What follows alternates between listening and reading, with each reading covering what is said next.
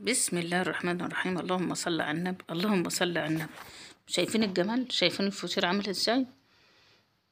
يعني حاجة جلاش. ده جلاش مش فطير. ايه رأيكم بقى في الجمال اللي احنا عاملينه ده؟ ده الفطير البلدي الفلاحي بالسمنة الفلاحي بتاعت امي، الله يديها الصحة، اللي هي علمتها لنا من صغرنا. دي الطريقة اللي هي معودانا عليها. في طرق تانية كتير للفطير هعملها لكم، بس بقول لكم دي طريقتنا اللي امي معلمها لنا. شايفين الطبقات؟ شايفين التوريق؟ بصوا حاجه كده، عنب اللوز، عنب ولوز. اهم حاجه لو انت لسه اول مره تشوفي قناتي وبنوته صغيره ونفسك تتعلمي طريقه الفطير الجميله دي، حطي اشتراك في المربع الاسمر اللي تحت، واضغطي لايك واكتبي تعليق. ولو نفسك في اي حاجه اعلمها لك او اعملها لك، مش اعلمها لك، كلنا بنتعلم من بعض وهنتنينا نتعلم لحد ما نموت. دوس اللايك بتاعك الجميل وحطي لي تعليق الحلو، وهوريكي شوفي الجمال ده اتعمل ازاي. شايفين؟ عملت فطيرة كده النهاردة لزوم، يعني بنتي كانت نفسها فيه، فقلت اعملها واصورها معاكم واوريها لكم. الفطيرة دي معمولة بكيلو دقيق. كيلو دقيق بيعمل الفطيرة الحجم دي، بس فطيرة كده مربربة كده وحلوة، مش فطير رقيق. الفطيرة اللي هو بتاع الناس بتاع زمان. اهم حاجة نجيبنا بقى السمن، الزبدة، وسيحناها اهو زي ما انتوا شايفين. وادي العجينة اهي. شايفين العجينة اهي؟ شايفين العجينة بتمط ازاي؟ جميلة تحفة. العجينة بتتعجن بمية وملح ودقيق فقط لا غير، مفيش اي حاجة تاني. بعد ما عجناها كده كويس وتسيبها تريح، ونصيحة مني تحطها في كيس. لما بتحطها في كيس بتبقى جميلة معاكي زي ما انت شفتها كده. وتبدأي بقى تكوري بقى العجينة كلها. ودي الكرة الأم اللي احنا هنغطي بها العجينة وهتشوفوا معانا، وهنحطها في الايه. انا بقوم جايه حاطه الكور كلها في السمنه كده زي ما انتم شايفين الزبده دي كده. يا دوبك بس فككتها على على البوتاجاز، فككتها انا مش قدحتها، يا دوبك بس فككتها ما قدحتهاش. وكورت كل الكور بتاعت الكيلو دقيق، عمل لي حوالي مثلا قول 25 كوره، الكوره الصغيره دي. وهتبدأي معانا بقى ايه، نبدأ ان ايه نبطط بقى الفطير بتاعنا.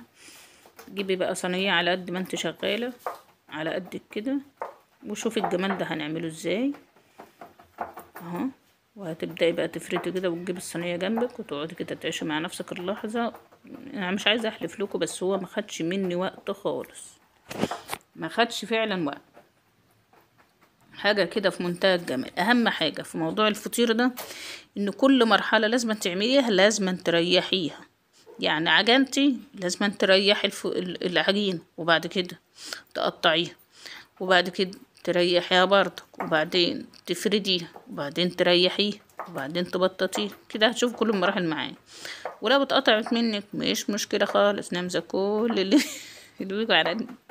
لو اتقطعت هي مش مشكلة خالص، ان هي كده كده هي طبقات فوق بعضها مش هتبين. هوريكم معايا بقى هنا الطريقة بتاعتي اللي انا ايه بعمل بقى الفطير، او طريقة امي بمعنى اصح، اللي هي معودانا عليها وبلدنا كلها بتعمل بنفس الطريقة دي.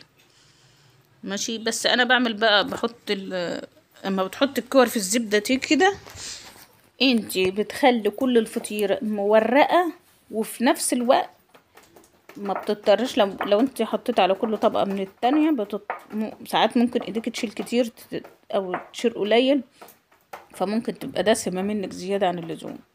وعامة الفطيرة بتاخد كفايتها وبتطرد الباقي بره. دي طريقتنا يعني.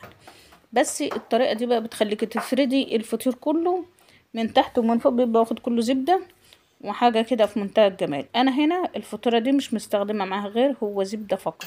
لا انا لا جايبة قشطة، ما كانش عندي متوفرة، فمش هنوقف نفسنا يعني.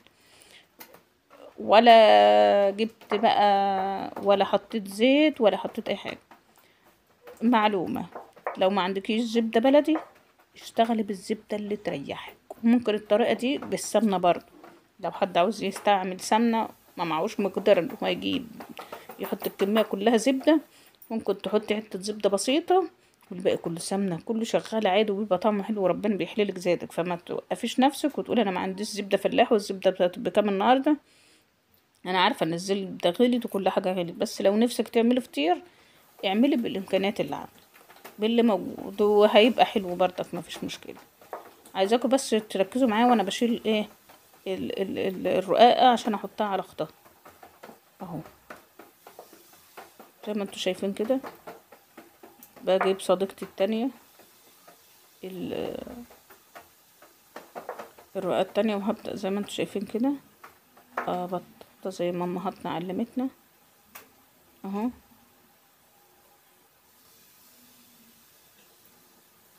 عايزاكم بس تقولوا ايه رأيكم، ولو وصلت لحد هنا تحط اللايك. الفطيرة بتاعتي ديت هتبقى فطيرة محترمة يعني، وممكن تفرد صينية اكبر من كده كمان يعني كمان يعني حاجة بسيطة يعني، لو صينية اكبر من دي شوية هتفرد فيها برضك مش هتقول لا. بس وانا بصراحة مش يعني ايه، فاكرة ان الكيلو دقيق ده قطع معايا 25 كورة. 25 كورة هم مش قد الليمونة، لا هم اكبر طبعا من الليمونة شوية اهو زي ما انت شايفاها كده اهي. وبشيل من قلب الزبدة.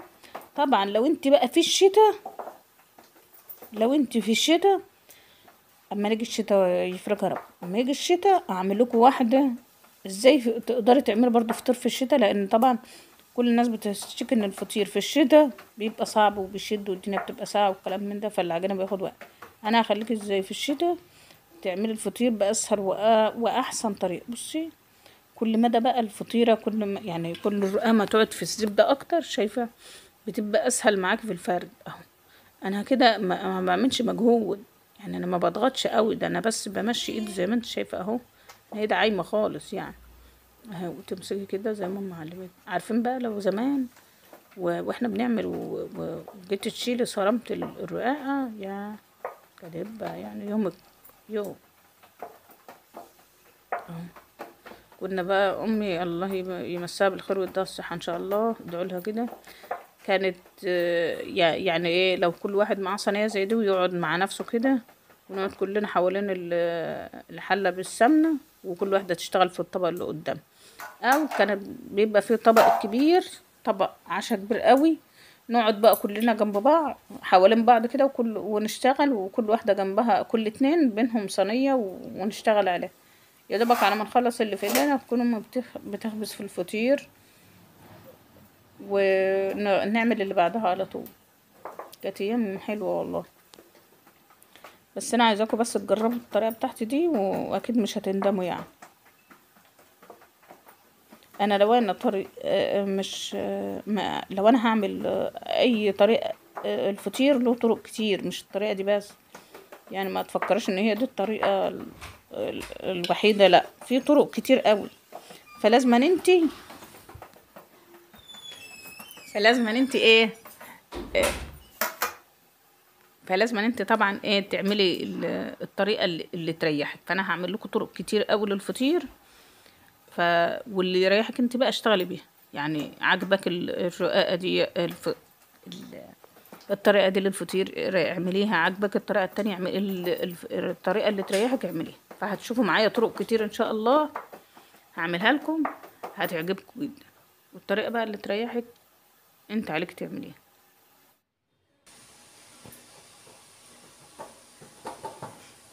دي بقى اخر واحدة الكبيرة، سبتها زي ما هي كده ما بططتش كده يعني.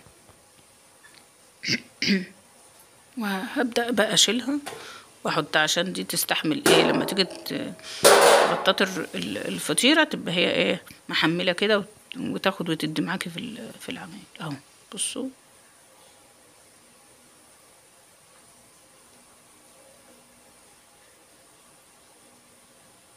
وتحاولي بقى تسوي كله كده مع بعضه، وتظبطي الشغل بتاعك كده، ما تخليش الاطراف مكلكعه كده وتنشف منك. لازما بقى في المرحله دي بعد ما بطط لازم اسيبها بقى ترتاح، واسيبها ترتاح بقى. لو في الشتاء لازم تسيبها اقل حاجه نص ساعه، انما لو في الصيف عادي ممكن ربع ساعه 10 دقايق بكتير خالص وتشتغلي فيها تاني. بس لو انت ضغطت عليها ولقيتها بترد في ايدك تاني يبقى هي لسه مرتاحتش لما تيجي تشتغلي فيها وتبططي. اهو. انا بصوا اهو غرست صبعي، هي تعتبر كده مريحة يعني، بس انا برضك هسيبها يعني. شوفي مع ان ليه، عشان انا مريحة العجين اصلا. وادي السمنة اللي فاضي ده طبعا مش هنرمي دي بقى، هنستخدمها في اي حاجة تاني، هندهن منها الوش وفي نفس الوقت برضك ايه نستعملها في حاجة تانية. هنا بقى بعد ما الفطير بتاعت، شايفين مكان صبعي لما كنت غرزاه اهو. هنا بقى كان النور قاطع، فطبعا ما كنتش هينفع ان انا ابططها لكم مكان ما انا كنت قاعده، لان كانت الدنيا ضلام والنور كان قاطع، فلازما ايه جيت هنا في الصاله عشان ايه تشوفها كده في نور ربنا وانا بشتغل فيها اهو. شايفين بقى بصوا ما خدتش لحظه، والله مش خدت لحظه اهو، واتفردت في ثانيه، ملت الصينيه متعة كده. وانت يعني بتبططي في الفطيرة كده، انت عايزة 20 فطيرة تبططهم بالطريقة دي، من حلاوة الإحساس ده اللي انت شايفين البقاليل أو النفافيخ اللي في قلب الفطيرة، ده دليل على انها ناجحة وهتبقى مورقة وهتبقى جميلة ان شاء الله. وهتشوفوا كل ده في مراحل السوى اللي هتشوفها معايا دلوقتي اهو. ده بعد ما انا اشتغلت فيها اهو.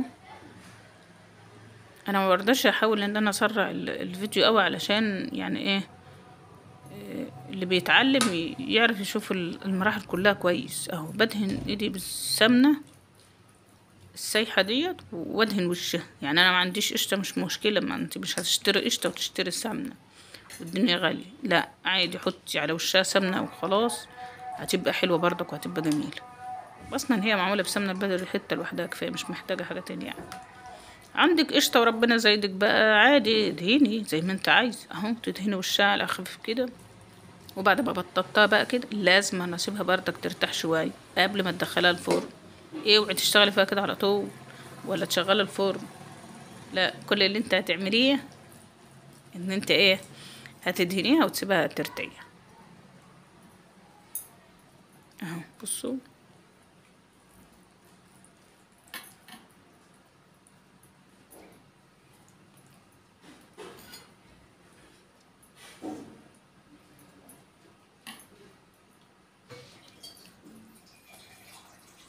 قعدت كتير صح، معلش استحملوني بقى، بس انا بحب اظبط الشغل يعني.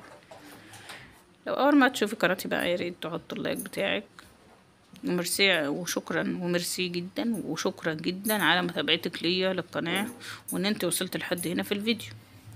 ولو انت وصلت لحد هنا في الفيديو يا ريت تحط اللايك وتسيب الفطيرة ترتاح شوية زي ما انا بقولك كده، وبعد كده ايه نرجع نشوف هنسويها مراحل التسوية. اهم حاجة لازم الفرن بتاعك يكون حامي جدا جدا جدا، انا كنت مسخناه، لازم تولعها قبلها ب10 دقايق ربع ساعة كتير، اهم حاجة، ويكون سخن جدا. وبعد كده تدخلي على نار متوسطة لا هادية أوي، اوعي تكون الفطيرة شغالة وتكون الفرن هادي. الفرن هادي الفطيرة هتنشف منك وهتطلع مجلدة، ومهما عملت فيها مش هتطرى تاني. والفرن يكون على الوسط زي ما انت شايفة كده اهو، شغال القعر وتعليه مش عالي قوي زيادة عن اللزوم يلسعها، ولا هو ايه هادي، لا متوسط او فوق متوسط بشوية. ركزوا بس في الحاجات دي عشان الناس اللي اول مرة تسوي فطير اهو. بصوا انا هنا بوريكم كل المراحل بتاعتها، بدأت الوش بتاعها مشمش اهو حلو، هخرج اوريها لكم اهو. بصوا اهي بدأت تلون اهي، حاجة بسيطة.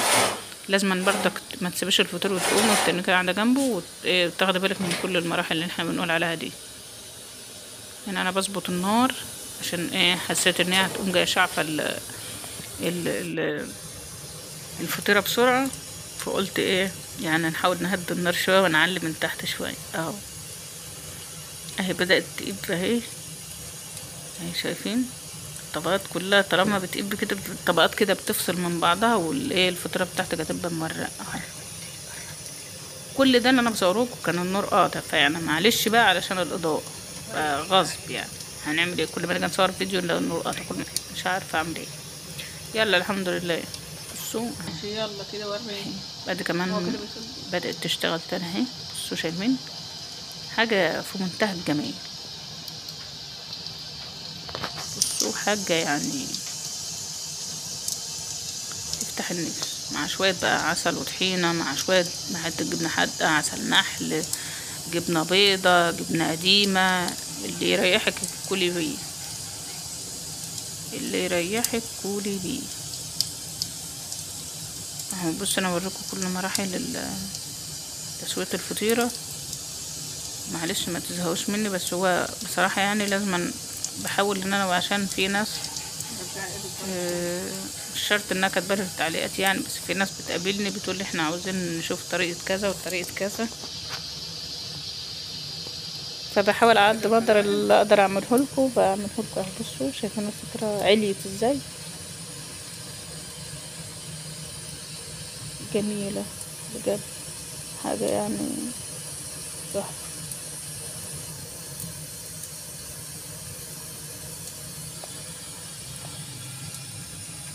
اللي مش مشترك بقى ياريت يشترك يعني في القناة ويشجعنا كده. هنا ده تليفون ريتاش بنتي، فكانت بتنور لي الفرن عشان اصورها لكم، لان طبعا كانت ما كانش فيه اضاءة خالص، والبتاعة تبقى ضلام. اهي بعد ما خلصت ايه رأيكم فيها بقى؟ بجد يا ريت تشجعوني بقى وتحطوا لي اللايك. اهي زي ما وريتها لكم في اول الفيديو، هنا طلعتها ولازم تسيبها في الصينيه شويه وتغطيها علشان ترد وتشرب الزبده اللي نزلت. اهو بغطيها واسيبها كده يجي 10 دقايق.